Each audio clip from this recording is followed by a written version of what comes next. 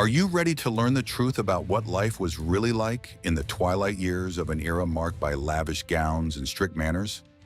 Behind the beautiful facades of Victorian mansions lay a harsh reality that was not spoken of in high society.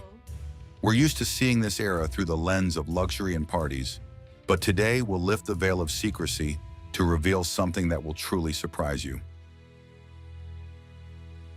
Old age in the 19th century rarely meant a well-deserved rest by a warm fireplace. For the vast majority of people, old age turned into a daily struggle for a piece of bread and a roof over their heads. Particularly striking are the methods used on the elderly in workhouses. Few textbooks mention these shocking details. Watch the video to the end to learn what the true cost of survival was for the elderly in the shadow of the thriving British Empire.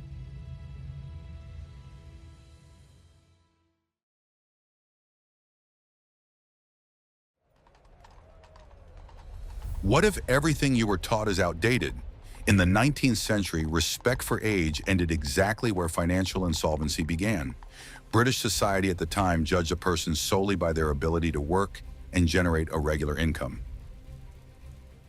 As soon as a worker or artisan began to lose his strength, his social status plummeted.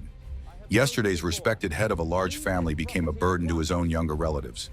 The transition into the category of the infirm occurred surprisingly quickly and with absolute ruthlessness.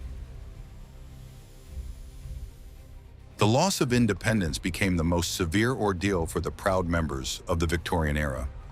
People were accustomed to working 12 hours a day their entire adult lives to make ends meet. Losing one's job due to failing eyesight or weak hands meant a complete personal catastrophe. Only a handful of the vast working class managed to save enough for their old age. Most lived paycheck to paycheck, paying for expensive groceries and rent for cramped housing. Without a steady income, the elderly were forced to rely entirely on the mercy of those around them. State pensions simply did not exist in those harsh times. The British government considered caring for the elderly to be exclusively a private matter for each individual family. No social benefits, allowances, or guaranteed financial support from the Crown was provided for by law. If a person could not provide for themselves, they automatically became a burden on their relatives or charitable organizations. This system created enormous economic strain within the British working class. Adults had to cut back on their own meager expenses in order to support their aging parents. Many families struggled to make ends meet even in the best of economic times. The arrival of an elderly person who could no longer earn a living shattered the entire fragile family budget. The elderly were often assigned the coldest and darkest corners in cramped rented apartments without amenities.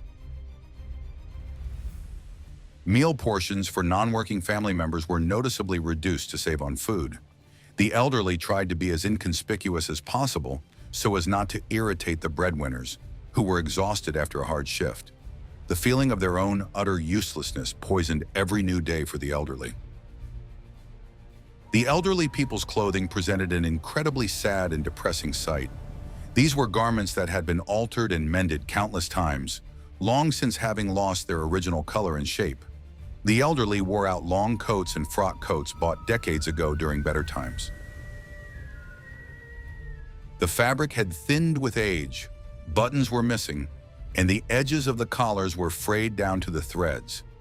New clothes for someone who earned no income were considered an unacceptable and foolish extravagance. One's appearance revealed a person's social decline to those around them better than any spoken words. Diet also underwent radical changes with the inexorable onset of old age. The daily diet consisted mainly of the cheapest carbohydrates in the form of stale bread and watery porridge. Meat, fresh green vegetables, and quality cheese disappeared from the elderly couple's table forever. Cheap tea was brewed several times until it turned into slightly tinted warm water. The meager food did not provide the energy needed to sustain a body that grew weaker with each passing day. Every modest meal reminded the elderly person of their dependent status and deep poverty. Old age in that great era demanded an incredible reserve of inner strength and profound humility. The transition from an independent, secure life to complete submissive dependence broke even the strongest characters. Thank you for watching. Where are you watching from, and what interested you most about this complex topic? Please share your thoughts in the comments. Be sure to subscribe to our channel so you don't miss new in-depth historical videos.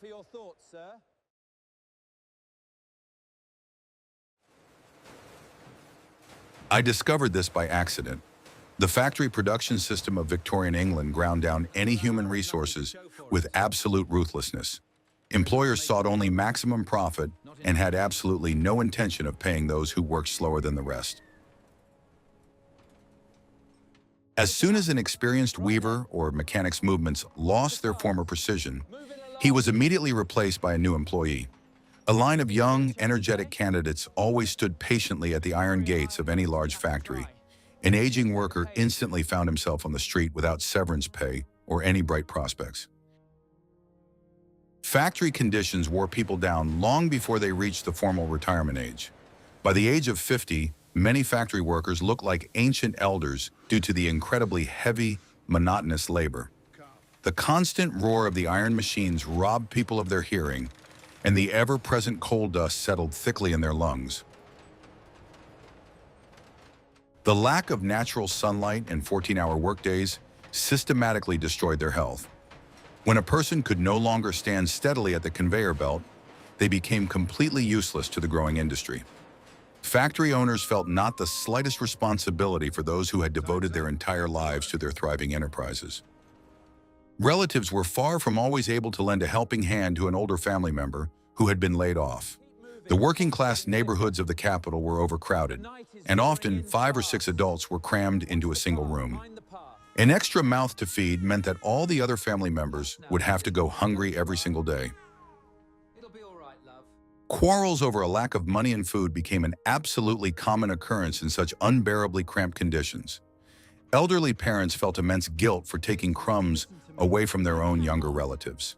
The atmosphere in the overcrowded house grew tense, turning cohabitation into daily psychological torture. The state offered only one official path for those who were completely destitute and infirm. This alternative terrified ordinary Victorians far more than hunger or freezing nights on the wet street. We are talking about the infamous workhouse system, specifically designed to intimidate the urban and rural poor. Being sent to such a state institution was considered the ultimate social fall and eternal disgrace. People preferred to endure any physical hardship rather than cross the threshold of this gloomy establishment. The very name of this place caused proud old men to shudder with sheer terror. Workhouses were designed to resemble the strictest state prisons. High brick walls, narrow-barred windows, and massive iron gates securely cut off the inhabitants from the outside world. Behind these thick walls, cruel rules were enforced, aimed at the complete suppression of human will. The system was funded by local parish taxes, and the administrators tried to save as much as possible on the upkeep of the poor. As a result, living conditions there were deliberately made worse than in the filthiest urban slums. It was a well-thought-out mechanism for forcing people to work, which excluded any expression of compassion for the elderly. The workhouse uniform was a veritable brand that everyone around could see at a glance. It was made of the cheapest, coarsest fabric, which offered absolutely no warmth during the freezing winter months. The elderly suffered greatly from the stiff collars and the uncomfortable, heavy wooden shoes on their feet. Walking in such government-issued clothing caused immense discomfort to bodies weakened and worn out by age. Oh, it's so cold. Moreover, the uniforms were deliberately made baggy and completely shapeless, erasing visual distinctions between people. Every resident looked like part of a huge, gray, faceless mass of losers, broken by life. Meals in these state institutions were strictly rationed and incredibly meager for the sake of economy. The menu consisted exclusively of thin oatmeal, a piece of stale bread, and heavily diluted vegetable broth. Portions were calculated solely to sustain basic life, but not to give a person a sense of fullness. The elderly constantly experienced a gnawing hunger that became their constant companion for many years. Financial hardship and fear of government agencies forced people to cling to any job until their last breath. In the next chapter, you'll learn about the treacherous streets of London. But why do you think the city's architecture was the elderly's greatest enemy?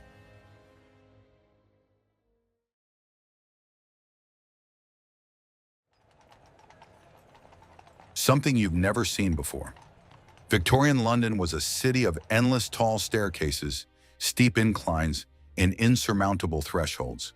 This convoluted vertical architecture became a real daily ordeal for the elderly. Houses were built very narrow and incredibly tall to maximize the use of precious space on city land. The poor usually rented cramped rooms on the top floors or in unheated attics, where housing was cheapest. Every day, an elderly person had to struggle up hundreds of steep steps without any handrails to hold on to.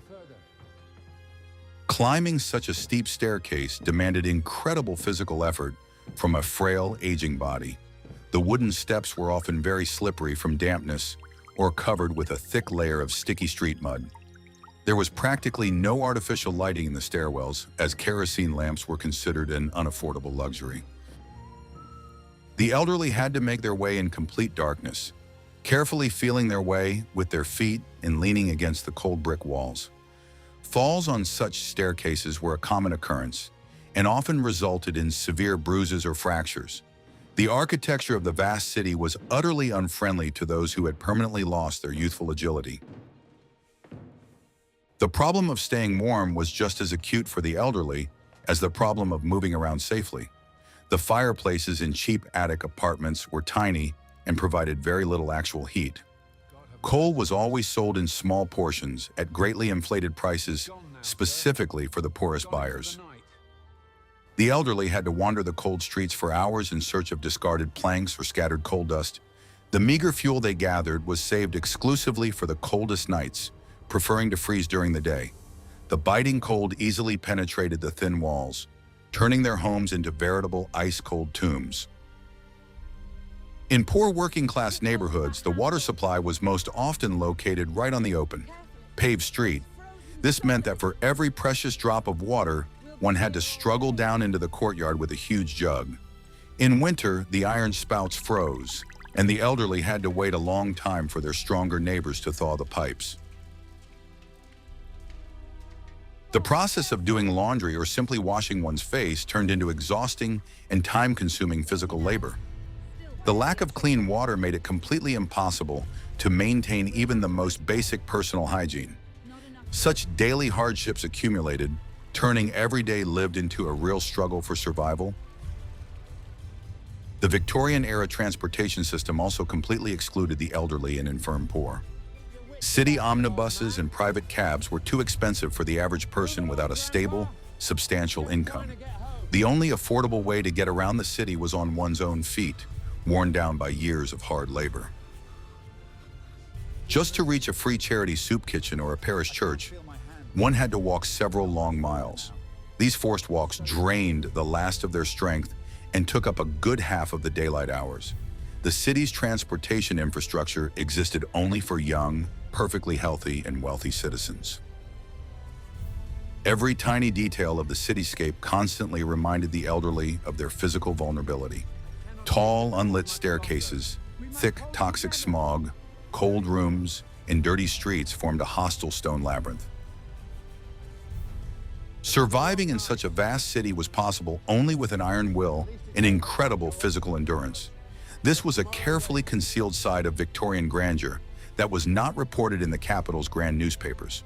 Please like this video if you believe such historical facts are important for understanding the era.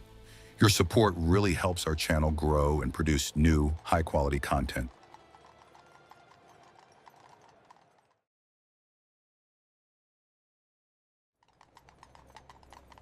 Are you ready for the shocking truth?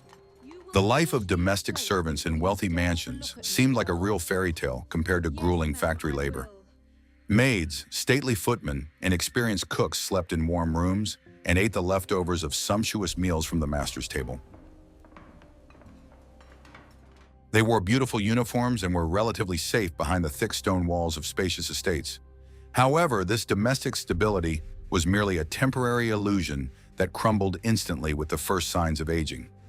As soon as a loyal servant lost his presentable appearance or the speed of his work, his fate was sealed. Grateful for what we have. The aristocrats demanded that their numerous servants maintain a perfect appearance and flawless, round-the-clock efficiency. An aging footman with trembling hands or a slow, stooped maid tarnished the image of a successful, wealthy household. The masters had absolutely no desire to see a constant reminder of human frailty and impending weakness by their side.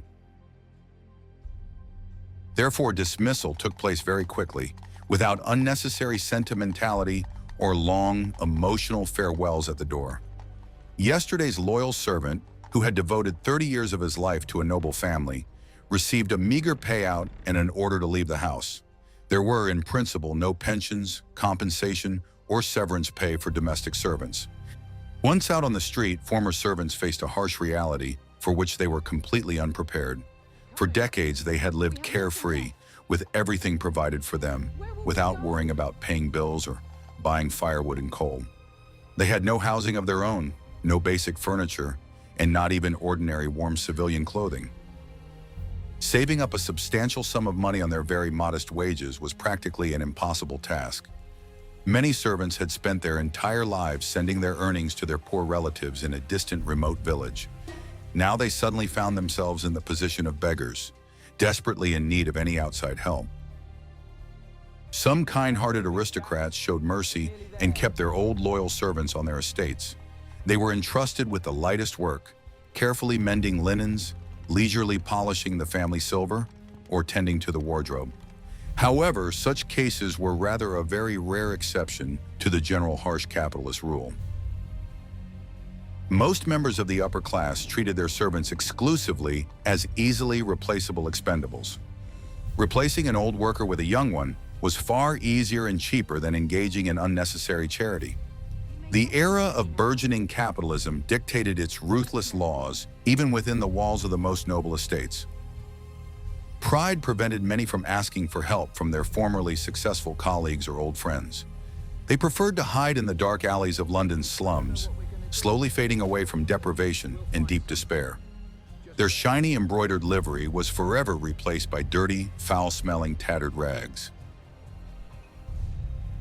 The fate of servants cast out onto the streets served as a very frightening lesson for new young workers. They understood perfectly well that the same fate awaited them, and they tried frantically to save every copper penny. However, very low wages and the bright temptations of the big city often nipped these plans in the bud. Ultimately, all the winding paths of the poor led inexorably to the same gloomy brick place. In the next chapter, you'll learn what awaited the elderly behind those high walls. But are you ready to plunge into the icy atmosphere of the workhouse?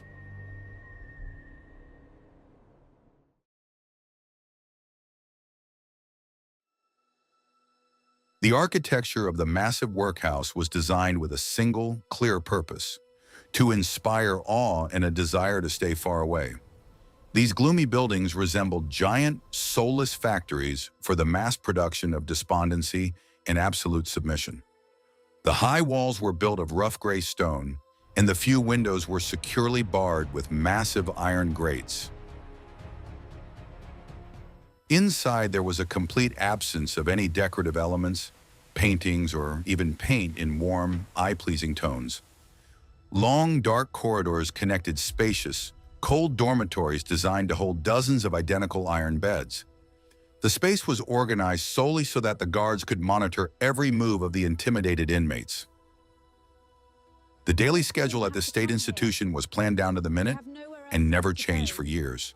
The general wake-up call was announced by the sharp ringing of a loud bell, long before the first rays of the sun appeared. The elderly residents had to get up immediately, make their beds with extreme care, and line up neatly for the morning roll call. The slightest delay or timid complaint of feeling unwell was punished by the deprivation of their already meager rations. After the mandatory morning prayer, everyone marched off to work in formation, regardless of age or health. Life instantly turned into an endless series of monotonous, purely mechanical actions under very strict supervision.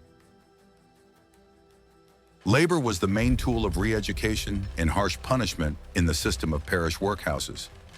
Every day, elderly men were forced to unravel old ships' ropes into tow or break stones with heavy hammers. Women were constantly washing enormous amounts of coarse laundry in cold water or endlessly scrubbing stone floors.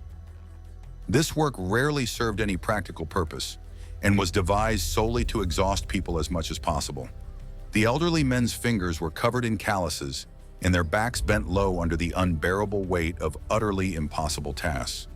Stopping for even a brief rest was considered an incredibly serious violation of the strict internal discipline.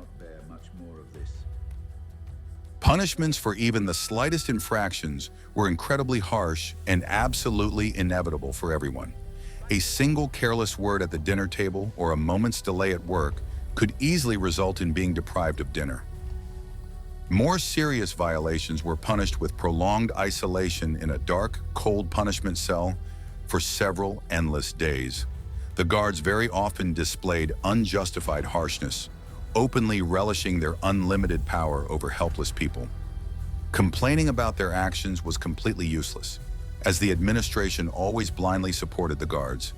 The elderly endured the humiliation meekly and silently, terrified of making their situation even worse.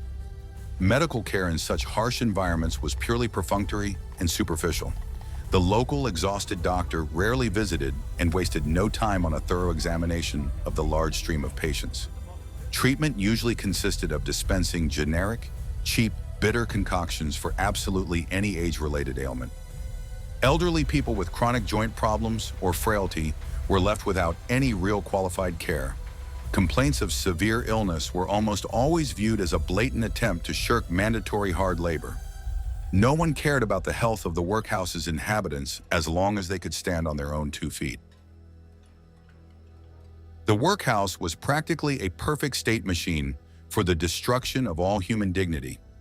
Victorian society radically solved the problem of poverty through the strict isolation and punishment of the most vulnerable. Elderly people who happened to end up within these walls lost all hope of returning to a normal life. They quickly became powerless prisoners of a system created solely to save taxpayers' money. Every agonizing day spent there was undeniable proof of the cruelty of the new industrial age. Old age here was not a time of well-deserved rest, but a final, most severe test.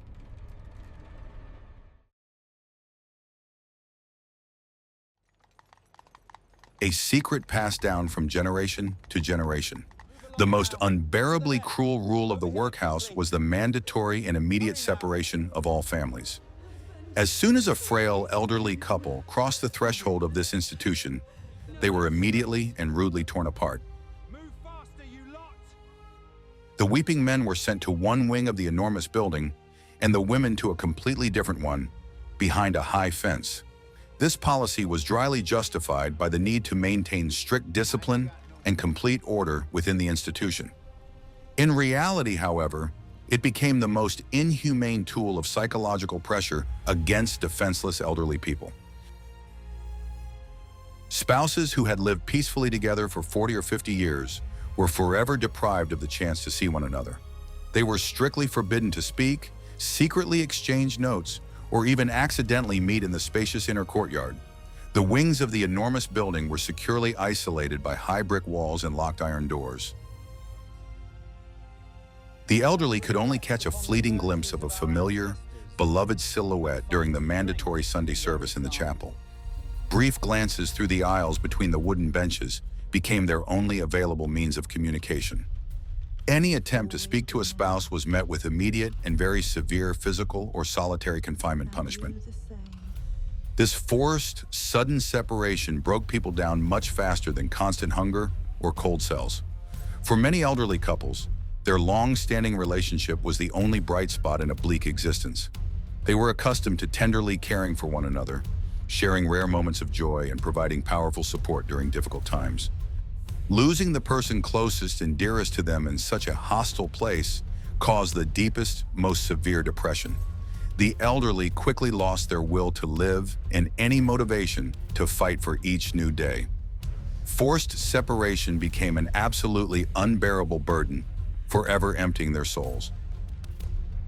Sometimes loving spouses found incredible ways to circumvent the strict rules, and secretly pass on a brief message. They left hidden code signs on the chapel grounds or tearfully begged to have a message relayed through the workers. If this innocent deception was accidentally discovered, the guilty parties were immediately sent to solitary confinement on a diet of bread and water. I have done nothing. A wild fear of severe punishment forced many to abandon such risky attempts forever. They meekly accepted their bitter fate and bore this incredibly heavy cross in absolute silence. Hope for reunion faded with every bleak cold month spent in the labor camp. The plight of separated elderly couples was greatly exacerbated by the complete absence of any news from the outside world. Letters from relatives were subjected to strict censorship and were delivered to recipients extremely reluctantly and rarely. The elderly often went for years without knowing whether their younger relatives were alive or what was happening beyond the high walls. Isolation from family was absolutely total and all-encompassing, erasing a person's entire past. They lived in an artificial information vacuum, where the only reality was monotonous and extremely hard labor. The loss of all ties to the outside world made them even more vulnerable and utterly powerless. In the rarest of exceptional cases, on major holidays, spouses were allowed a brief supervised meeting. These were incredibly tense and bitter moments, thoroughly saturated with tears and deep despair. People barely recognized each other in their gray prison robes, having grown emaciated, hunched over, and aged. The fate of the poor in workhouses was incredibly bleak, harsh, and utterly hopeless. Complete isolation, hard labor, and separation from loved ones destroyed people morally and physically. But life at the other glittering end of the social ladder looked entirely different. In the next chapter, you'll learn about the lives of the wealthy. But do you think money could completely free the aristocrats from the fear of aging?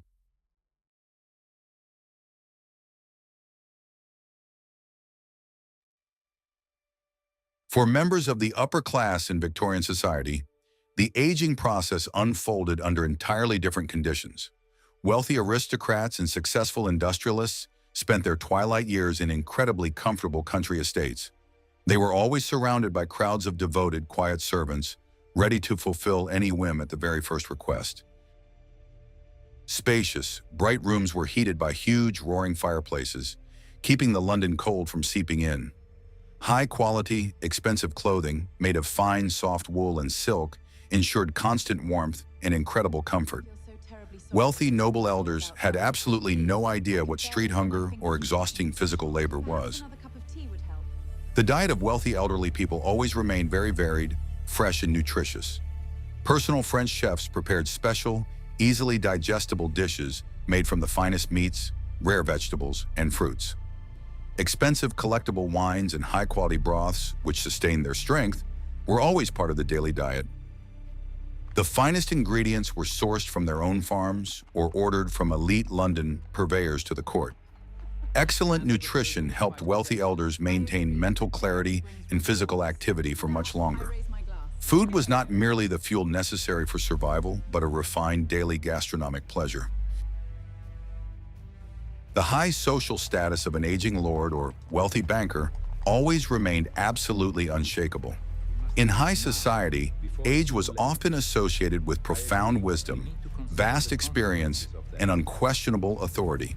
They were gladly invited to important political meetings and respectfully asked for advice on the most complex matters. Young heirs always treated the older generation with marked, incredibly deep respect. Complete financial independence ensured that the word of the family patriarch was absolute law for all. Enormous wealth created an impenetrable, reliable shield between a person and the harsh reality of the streets. The transportation problems that tormented London's poor every day simply did not exist for the wealthy. Soft, spring-suspended carriages with a personal coachman quickly delivered them to any point in the city without the slightest jolt. Long-distance travel was undertaken exclusively in comfortable, plush, first-class train cars with personal attendants. The staircases in wealthy mansions were very wide, as gentle as possible, and lined with thick, soft carpets. If necessary, strong servants could even carefully carry a frail master in a special chair. Their entire living environment was perfectly adapted for their maximum personal comfort and safety. The appearance of wealthy elderly people was meticulously maintained by an entire army of tailors and hairdressers. Special, expensive cosmetics, high-quality hairpieces, and costly dentures were excellent at concealing the signs of aging. Their elegant clothing was always perfectly pressed, and their refined manners remained impeccable until their final days. Wore the most dreadful wig. Oh, how The gulf between the very rich and the incredibly poor in Victorian England was simply colossal. Some spent their old age in warm silks and comfort, while others spent theirs within the cold, gray walls of workhouses. This glaring social injustice was the absolute norm, which absolutely no one attempted to challenge. British society took it for granted that comfort was available only to those with substantial capital. This colossal difference in living conditions vividly revealed the true face of the great and wealthy empire. To some, it was an incredibly caring mother. To others, a ruthless, cold stepmother.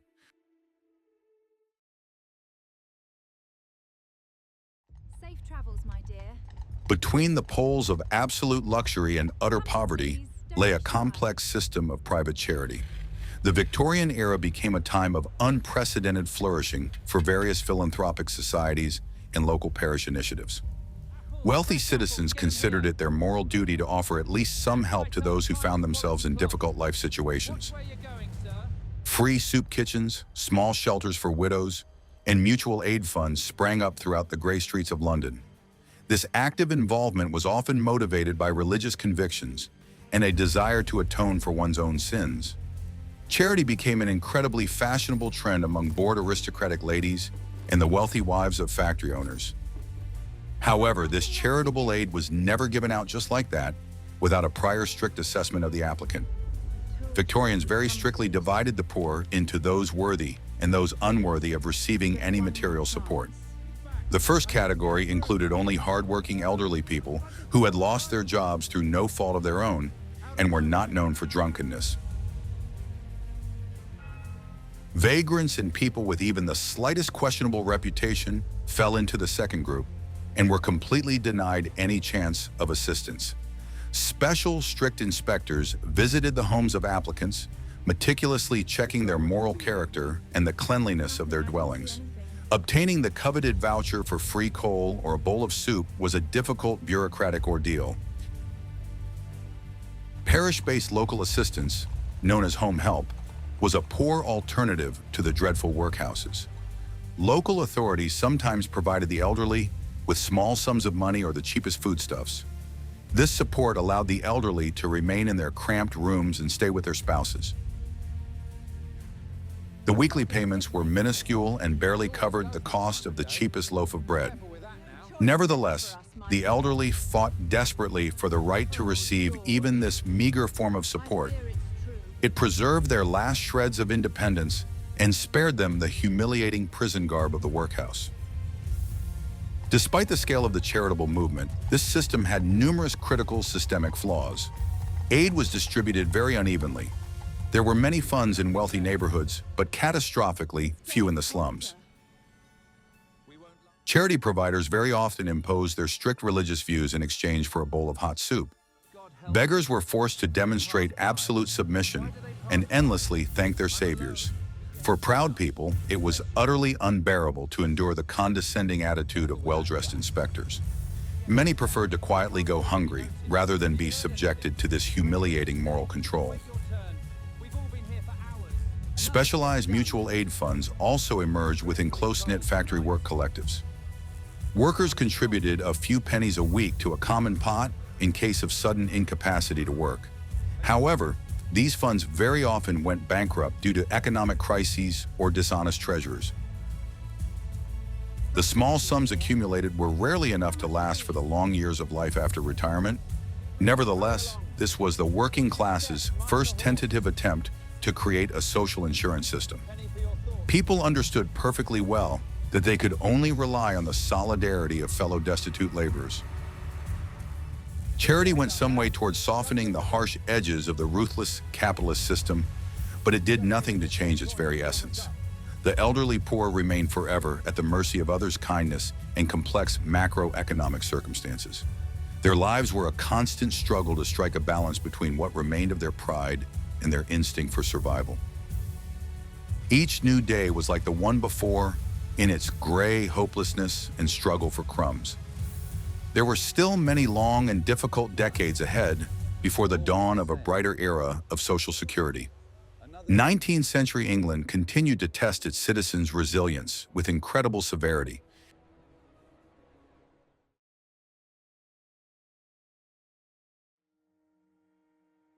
The fear of inevitable aging permeated every single stratum of Victorian society, from lords to chimney sweeps. This panic-stricken fear had very real and harsh economic and social foundations. For the ordinary working man, the loss of youth meant a loss of income and a direct path to the workhouse.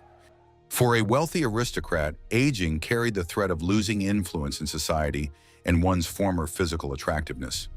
Society admired youth, energy, and progress, ruthlessly pushing the elderly to the very back of the line. Therefore, people tried with all their might to hide any signs of the approaching autumn of their lives. Working-class men went to incredible lengths to keep their precious jobs. They covered emerging gray hair with cheap, caustic shoe polish or ordinary street coal dust. Tired workers drank the strongest tea or chewed stimulants to keep up the fast pace on the assembly line. They carefully concealed vision or hearing problems until they led to accidents. Aging craftsmen bought tight corsets to somehow support their weakening backs while carrying heavy loads. Admitting weakness to a supervisor meant voluntarily signing one's own dismissal notice. Attitudes toward the elderly in popular literature and the press of the time were also quite ambivalent. On the one hand, a cozy image of an old man sitting by the fireplace surrounded by listeners was cultivated. On the other hand, cartoonists mercilessly mocked aging fashionable ladies and grumpy gout sufferers. The press actively promoted the stereotype that old age was exclusively a time of decline and intellectual degradation.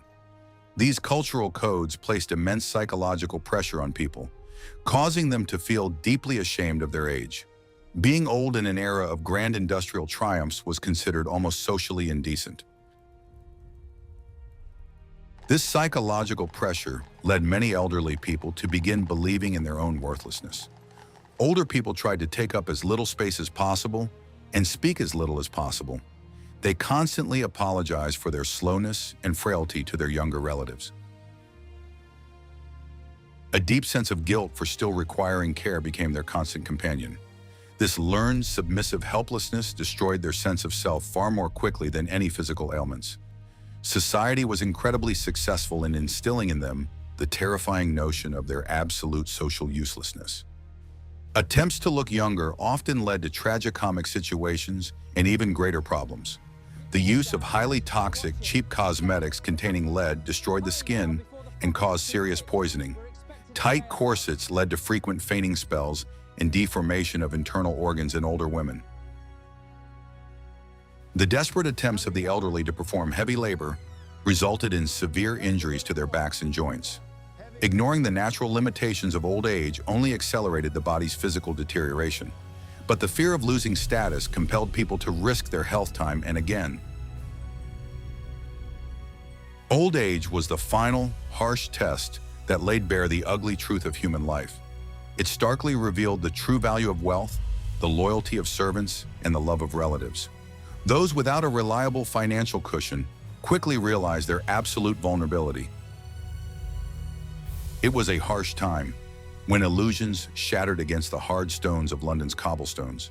The era of great discoveries and progress mercilessly left behind those who could not keep up. And we must never forget this incredibly important lesson of history.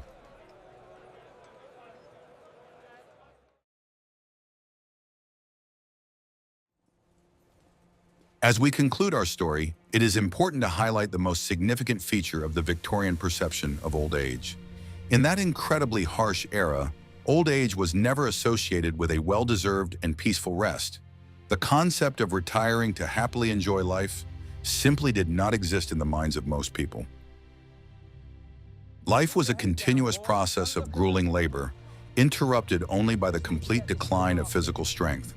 The elderly could not afford to relax for even a single day. Each new dawn brought with it the harsh necessity of proving their right to exist all over again. The very word rest applied only to the wealthy elite or to a cold stone cemetery. For the vast majority of ordinary people, old age became the most difficult and exhausting ordeal. It was a time when all past merits and achievements were wiped out by a ruthless economy. Years of experience as a weaver or blacksmith lost all meaning if one's hands could no longer hold a tool. A person rapidly became a net loss to the capitalist system and his poor family. No one felt sentimental respect for gray hair unless substantial capital stood behind it. Despite all the incredible hardships, many elderly people demonstrated remarkable fortitude. They clung desperately to life, finding rare joy in the simplest and most insignificant things. A sip of warm tea, a rare ray of sunshine in cold London, or a kind word from a neighbor gave them strength. They supported one another as best they could in the night shelters and shared their last crust of dry bread. This sincere mutual aid was their only weapon against a system that sought to crush them. Humanity endured even in the most inhuman, unbearable conditions of the filthy Victorian slums. The history of attitudes toward the elderly in the 19th century is incredibly full of tragedy and glaring injustice. It vividly demonstrates what a society that judges people solely by their productivity leads to. When cold economic expediency is placed above humanity, the most vulnerable are always the first to suffer. The dreadful workhouses, the cold streets, and society's contempt became an indelible monument to this ruthless logic. This is a grim historical legacy that modern Britons today prefer to recall with a shudder. The era of savage capitalism left incredibly deep scars on the collective memory of the entire nation. The modern, enlightened world has adopted many of the achievements of the 19th century, but has rejected its social cruelty.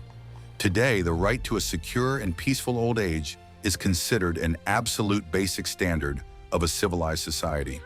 We have created reliable insurance systems, stable pension funds, and healthcare programs. We'll be all right, just stay close. However, the solid foundation of these achievements was laid by the suffering of those very nameless, elderly people of Victorian England. Their unbearably bitter experience forced all of humanity to radically rethink its values and priorities. We spent a very long time learning true humanism from their cruel mistakes and terrible tragedies. By studying the history of everyday life, we begin to understand much better the immense value of what we have now. A warm, bright home, accessible health care, and a guaranteed pension are not a given, but a tremendous achievement. People of the Victorian era could only timidly dream of such luxuries, which were unattainable to them. Their lives were an incredibly harsh school of survival, where the final stage was complete exhaustion. Remembering this should make us more tolerant and kinder toward the older generation, especially today. After all, our own well-being is the direct result of a very long historical progression.